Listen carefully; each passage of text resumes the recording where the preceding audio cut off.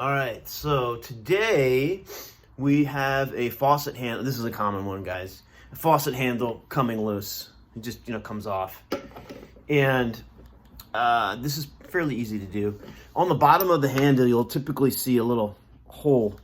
This had a little cover piece in it, like that. You just kind of pry it out with a knife or sheetrock knife or something like that, or something small to just pop that out. And then on the bottom of this is typically a set screw, and it's usually one of these Allen keys, these Allen wrenches. And I like to, once I get the handle off, I try to figure out what size it is.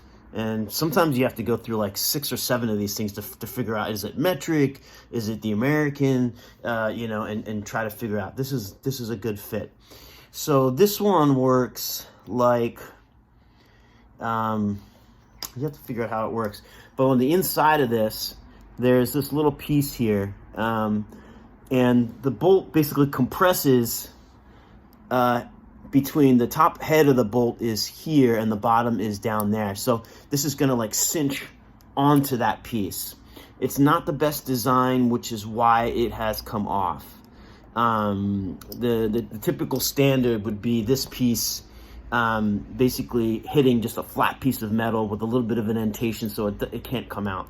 So this is just a little bit of a design flaw from this manufacturer. This is a Brizo, B-R-I-E-O.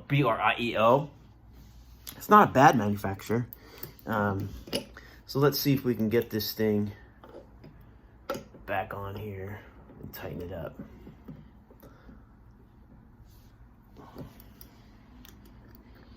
Of course, it's what we call a blind. I mean, you can't see it, so you basically have to feel everything. So I'm just going to start tightening. It takes a little bit of patience.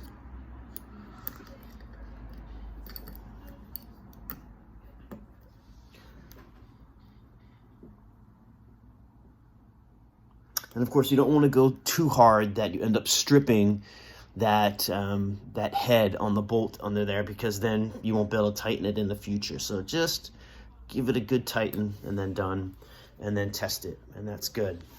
And then just put your little piece back on, the little cover piece, to hide the hole, and that just kind of pushes up and in, and you're done.